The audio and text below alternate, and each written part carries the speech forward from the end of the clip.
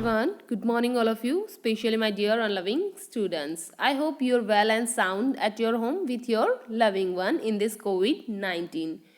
So, as always, I am your Ruksar ma'am, and today I'm back with a chapter number 9 of Standard 8, that is totally a new chapter, that is the Freedom Movement of 1857 CE.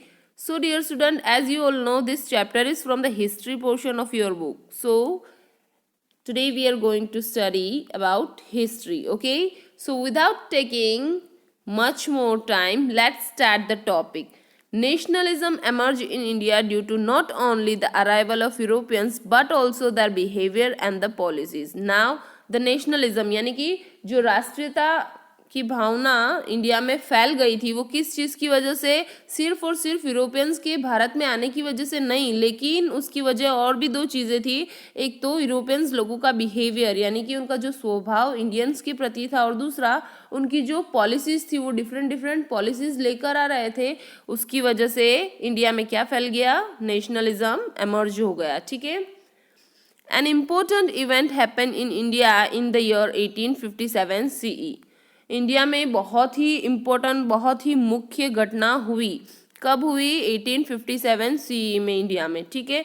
Which become the first in the factor responsible for consolidating the sentiment of nationalism in our country. Now India में 1857 में बहुत ही मुख्य घटना घटी, जिसकी वजह से क्या हुआ, वो घटना क्या बनी? विच बिकम द फर्स्ट फैक्टर, सबसे पहला फैक्टर यानी कि सबसे पहली वजह बनी किसमें?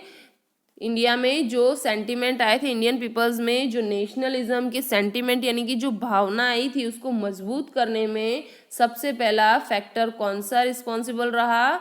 जो इवेंट 1857 में हुई थी वो फैक्टर सबसे ज़्यादा रिस्पॉन्सिबल रहा. ठीक है, उसका कारण रहा. ठीक है. और इसी वजह से हमारी कंट्री में नेशनलिज्म क्या हो गया, फैल गया, स्प्रेड हो गया हर जगह इंडिया में. ठीक है. Now let's see the reason for the outbreak of the revolt of 1857 CE. Now अब हम देखेंगे रीजंस, मतलब जो 1857 का रिवोल्ट हुआ उसके पीछे क्या क्या कारण थे. ठीक है, उसके पीछे रीजंस क्या थे, मतलब लोगों का प्रकोप 1857 के रिवोल्ट में बाहर निकल कर आया, आउटब्रेक हुआ, उसकी क्या क्या वजह थी. ठीक है. The main reason for the revolt of 1857 CE was the widespread dissatisfaction among the people in India due to the suppressive policies of British adopted to spread their empire in India. Okay, so जो 1857 का जो revolt हुआ, ठीक है, उसका main reason क्या था कि जो इंडियन पीपल्स है उनमें क्या हो गया था, ब्रिटिश के रिगार्डिंग क्या हो गया था, बहुत ज़्यादा डिससेटिस्फेक्शन हो गया था. क्यों? क्योंकि उनकी बहुत सारी ऐसी सप्रेसिव पॉलिसीज़ थी, यानी कि ऐसी पॉलिसीज़, नीतियाँ थी जो ज़बरदस्ती करवाते थे. ठीक है, फोर्सफुली उन पॉलिसीज़ पर क्या करवाते थे, इम्प्लीमेंट करवाते थे इंडियन पीपल्स से. ठीक है, ताकि वो अपना एम्पायर कहाँ पर फैला सके, इंडिया में अपना एम्पायर, अपना राज्य, साम्राज्य फैला सके. ठीक है. इन सारी पॉलिसीज़ की वजह से इंडिया की जो पीपल्स थे उनकी अंदर बहुत ही ज़्यादा असंतोष आ गया था ब्रिटिशर्स को लेकर. ठीक है. Let us review the reason in the detail about what lead to this dissatisfaction. Now अब हम वो रीज़न पढ़ेंगे. ठीक है, ऐसे कौन से कारण थे जिसकी वजह से लोगों में डिससेटिस्फेक्शन यानी कि असंतोष आ गया रिगार्डिंग द ब्रिटिशर्स. ठीक है. Let's review it one by one. First one is social and religious reason. Social और रिलीजियस रीजन आपको यहाँ दिया गया है, जिसकी वजह से लोगों में बहुत ज़्यादा डिससेटिस्फेक्शन आ गया था ब्रिटिशर्स को लेकर. The policy of social reforms by the company made people feel insecure and suspicious. Now जो पॉलिसी ऑफ सोशल रिफॉर्म्स यानी कि सोशल रिफॉर्म्स की, यानी कि सोसाइटी के अंदर, जो समाज के अंदर जो चेंजेस लाए गए थे कंपनी के थ्रू, ठीक है, अपने बेनिफिट के लिए, अपने कंफर्ट के लिए, उस सोशल रिफॉर्म्स ने क्या किया था, लोगों को, जो इंडियन पीपल्स थे उनको कैसा फील करवाया था, इनसिक्योर यानी कि असुरक्षित फील करवाया था, और सस्पिशियस यानी उनको शंका थी, यानी डाउट था. ठीक है, कि वो जो सोशल रिफॉर्म्स आए हैं वो क्यों हैं, किसके बेनिफिट के लिए और क्यों लाए जा रहे हैं. ठीक है. They felt that the government was trying to convert them to Christianity and destroy the Indian culture and the religion forever. और उन सारे सोशल रिफॉर्म्स की वजह से जो इंडियन पीपल्स है वो कैसा फील कर रहे थे, पहले तो इनसिक्योर और सस्पिशियस तो फील कर ही रहे थे, और दूसरा कि वो फील कर रहे थे कि गवर्नमेंट जो है वो क्या चाह रही है, जो उनका रिलीजन है उसको किस में कन्वर्ट करना चाह रही है, क्रिश्चियनिटी में कन्वर्ट करना चाह रही है। और वो हमेशा के लिए क्या करना चाह रही है, जो इंडियन कल्चर है, इंडियन रिलीजन है, इंडिया का जो धर्म है और उसका जो संस्कृति है, उस स्ट्रक्चर को डिस्ट्रॉय यानी हमेशा के लिए ख़त्म करना चाह रही है। और वो लोग चाहते हैं कि इंडियन पीपल अपना रिलीजन क्रिश्चियनिटी धर्म में कन्वर्ट कर ले। ठीक है, people believe that the Indian social system was deliberately underminded in railways, jails and militaries. ठीक है, जो लोग थे इंडियन पीपल्स वो क्या सोच रहे थे कि जो सोशल सिस्टम है इंडिया का, जो सामाजिक सिस्टम है, ठीक है, वो डेलिबरेटली अंडरमाइंडेड यानी कि वो जानबूझकर क्या किया जा रहा है, उसको डिस्ट्रॉय किया जा रहा है। जो लोग रेलवेज में वर्क कर रहे हैं उनको मतलब उनका ब्रेन वॉश किया जा रहा है। ठीक है, और जेल्स में वर्क कर रहे हैं या फिर मिलिट्री में है, उनका माइंड, उनका ब्रेन वॉश किया जा रहा है। ठीक है, जानबूझकर उनको उनका जो सामाजिक सिस्टम है उसे डिस्ट्रॉय किया जा रहा है और लोगों को क्रिश्चियनिटी में कन्वर्ट करने की कोशिश की जा रही है। ठीक है, a larger section of our society was orthodox at that time and thus the new changes aroused dissatisfaction in them. Okay, और एट दैट टाइम, उस टाइम जो हमारी सोसाइटी का जो लार्जर, बहुत ज़्यादा बड़ा पोर्शन, लार्जर सेक्शन कैसा था, बहुत ज़्यादा ऑर्थोडॉक्स यानी कि रूढ़िवादी बोलते हैं ना, जो अपने रिलीजन को, अपनी परंपरा को लेकर एकदम निष्ठ होता है कि शास्त्र में ये लिखा है, परंपरा में ये लिखा है तो ऐसा ही होना चाहिए, उसके रिगार्डिंग, उसके बियॉन्ड कुछ भी काम करना, वो लोग उस चीज़ को गलत समझते थे। इस तरह का एक सेक्शन हुआ करता था हमारी सोसाइटी में जो बहुत ज़्यादा ऑर्थोडॉक्स हुआ करता था। ठीक है, तो माइनर सा और छोटा सा भी चेंजेस उनको कैसा फील करवा देता था, इनसिक्योर यानी कि असुरक्षित महसूस करवा देता था। ठीक है, और यही कारण रहा जिसकी वजह से लोगों में डिससेटिस्फेक्शन हो गया, असंतोष हो गया। ठीक है, as a result many people joined this freedom movement to sustain their social religious structure। और इसका रिजल्ट क्या हुआ, इसका आउटकम क्या है, बहुत सारे जो लोग थे उन्होंने क्या किया, जो फ्रीडम मूवमेंट हो रही थी 1857 की, उसको ज्वाइन कर लिया ताकि उनका सोशियो रिलीजियस स्ट्रक्चर मेंटेन रहे। मतलब उस सोसाइटी का जो सामाजिक स्ट्रक्चर है, जो इंडिया की परंपरा है, जो उसके कस्टम्स है, ट्रेडिशंस है, उसका रिलीजन्स है, वो मेंटेन रहे। इसीलिए बहुत सारे लोगों ने जो फ्रीडम मूवमेंट हो रही थी उसमें पार्टिसिपेशन कर लिया। ठीक है, this is the social and religious reasons. Now let's see the economic reasons, dear students.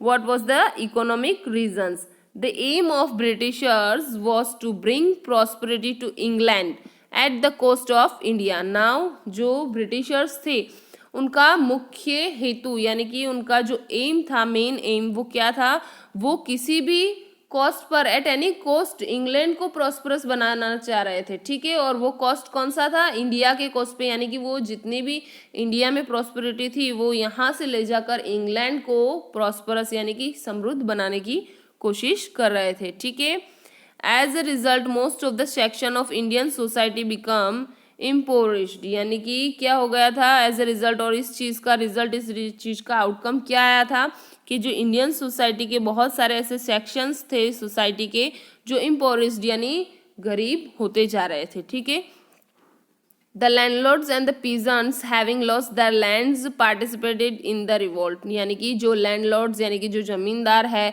और जो पीजेंट्स यानी कि जो किसान हैं उन्होंने अपनी लैंड लॉस्ट कर दी थी। ठीक है, वो भी इस रिवोल्ट में ज्वाइन हो गए थे। ठीक है, now this is the economic reason. Now let's see the next one, that is the political reason.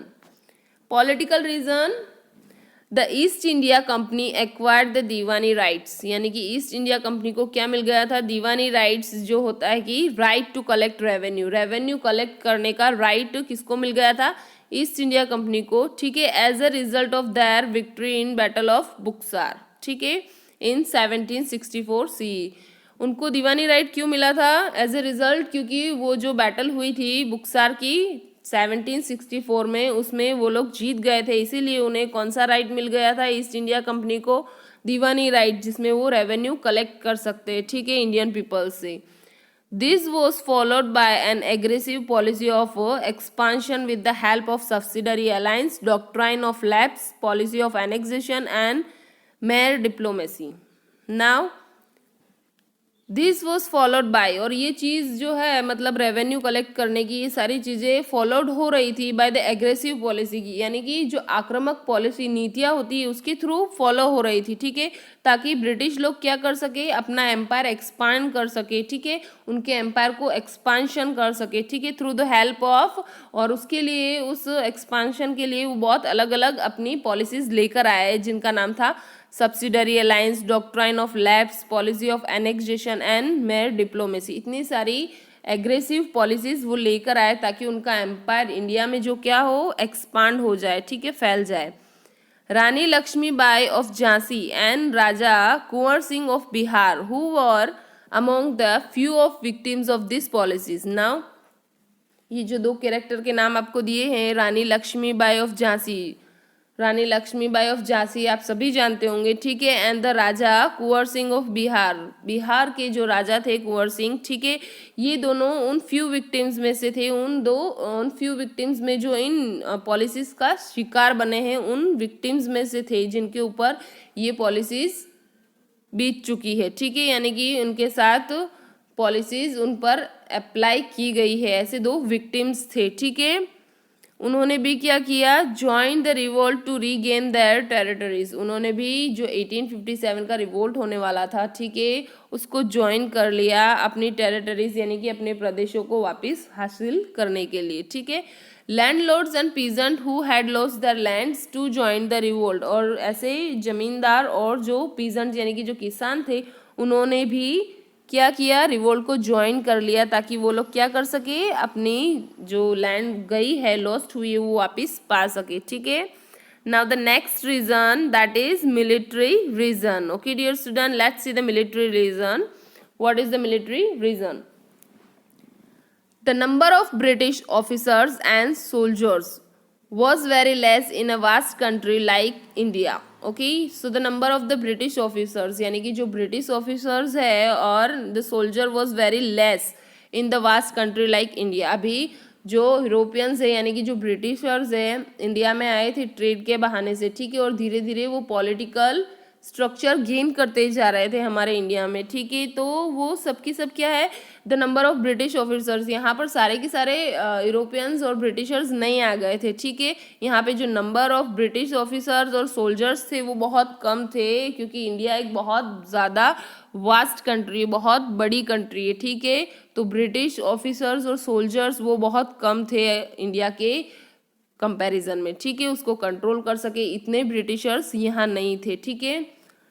The ratio of Indian soldiers to the British soldiers was approximately 6:1, ठीक है, in the military. Now the ratio, आपको यहाँ ratio दिया गया है Indian soldier का और British soldiers का, जहाँ पर इंडियन सोल्जर का रेशियो था 6, वहीं पर ब्रिटिश सोल्जर्स का रेशियो था 1, ठीक है, तो मतलब as compare to the British soldiers Indian soldiers बहुत ज़्यादा थे, ठीक है, मिलिट्री में। The higher post in the military were reserve for the British, और फिर उसमें किस तरह की पार्शियलिटी की जाती थी कि जो हायर पोस्ट है मिलिट्री में वो जो ब्रिटिश ऑफिसर्स है उनके लिए रिजर्व करके रख दी जाती थी, ठीक है, मतलब उसमें इंडियन सोल्जर का या फिर इंडियन ऑफिसर का कोई चांस नहीं, ठीक है, वो ब्रिटिश को ही मिलती थी क्योंकि उसके लिए रिजर्व करके रख दी जाती थी। The opportunity of promotion was very limited for the Indian soldiers, जो अपॉर्चुनिटी है यानी कि आगे बढ़ने की जो तक है वो इंडियन सोल्जर्स के लिए बहुत बहुत कम थी, ठीक है। There was a big difference between the salary of an Indian soldiers and a British soldiers, और उस टाइम पर जो सेम पोस्ट पर वर्क कर रहे हैं सोल्जर्स, अगर वो ब्रिटिश है और दूसरा इंडियंस है तो सेम पोस्ट पे है लेकिन उनकी जो सैलरी स्ट्रक्चर है उसमें बहुत बड़ा डिफरेंस था, ठीक है, बहुत ज़्यादा डिफरेंस था, ठीक है। Now next on the next page let's see The Indian foot soldiers received 7 rupees while the British soldier receives 150 rupees per month. Now this was the difference between the salary of Indian soldiers and British soldiers. देखो क्या difference था. जो Indian foot soldiers थे यानी कि जो पैदल सिपाही थे उनको उस टाइम पर 7 रुपीज़ एज देयर सैलरी, उनकी सैलरी कितनी मिलती थी, 7 रुपीज़ मिलती थी. वाइल द ब्रिटिश सोल्जर्स, जो ब्रिटिश सोल्जर्स थे उनको मंथली कितनी सैलरी मिलती थी, 150 rupees. This was the big difference between the salary of Indian soldiers and British soldiers. You can see dear student, the British soldiers considered the Indian soldiers to be low and insignificant.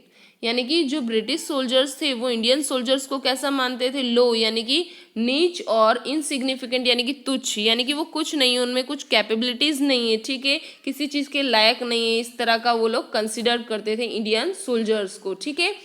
As per the religious restrictions the Indian soldiers were not allowed to cross the sea और else the person who will be treated as a outcast.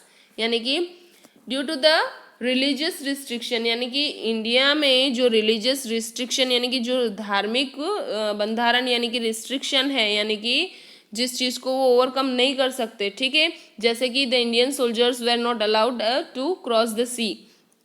उस time पर जो Indian soldiers है ऐसा मतलब religious धर्म में था कि वो क्या क्रॉस नहीं कर सकते, सी को क्रॉस नहीं कर सकते, या फिर कोई ऐसा इंसान है जिसको ऐसा ट्रीट किया जाता है कि वो कास्ट से बाहर है, जात से बाहर है, तो उसको वो लोग टच नहीं कर सकते.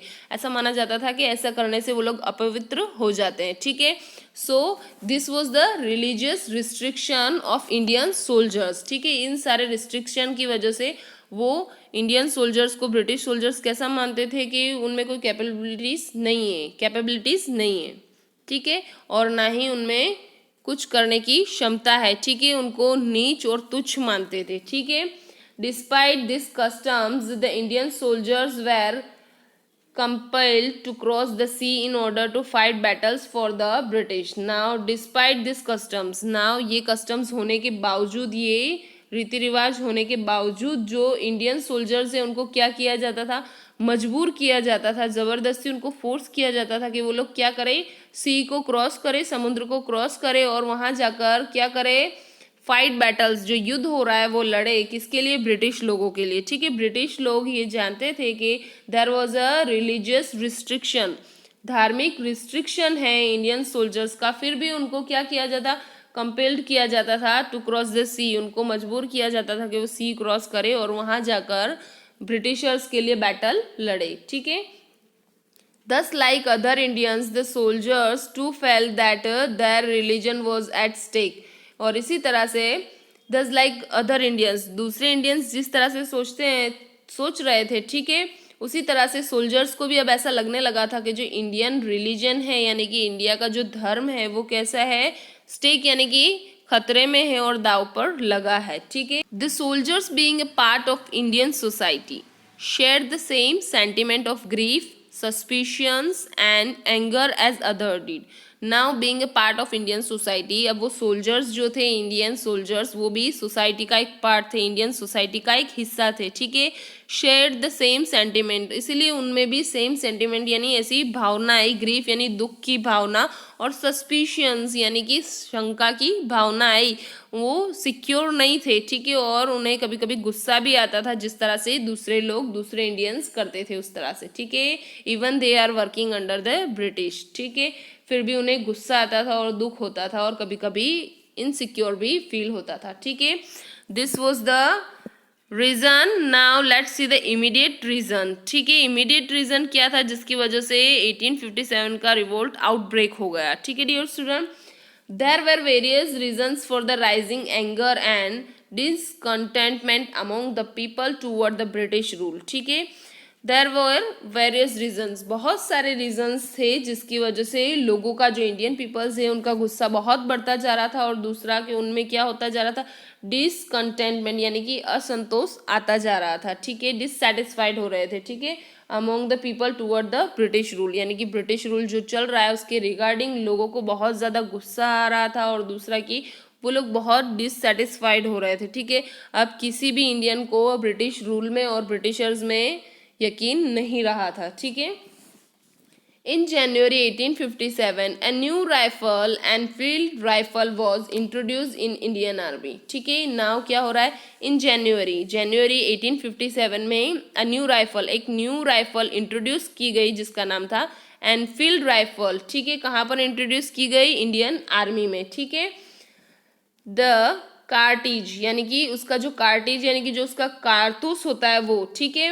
The cartridge of this rifle had to be bitten off before being used. Now जो कार्टिज था मतलब ये एनफील्ड राइफल का, उसको क्या करना था? यूज करने से पहले उसको बिटन ऑफ किया जाता था, यानी कि उसको मुंह से तोड़ा जाता था या फिर उसे हैंड में यूज किया जाता था, ठीक है।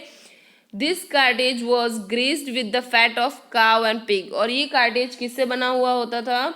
With the fat of cow यानी कि जो काउ का चर्बी होती है फैट, ठीक है, और पिग यानी कि जो सुअर का फैट होता है, ठीक है, उससे बना हुआ था ये कार्टेज, ठीक है। For the Hindus the beef and for the Muslim the pork was prohibited by their religion. Now इसमें काउ का भी फैट था और पिग का फैट भी था। So for both the religions, India में दो रिलीजन की मेजोरिटी बहुत ज़्यादा है, Hindus and Muslim. And for Hindus के लिए जो बीफ यानी कि जो गाय का मांस होता है उसको क्या माना जाता है?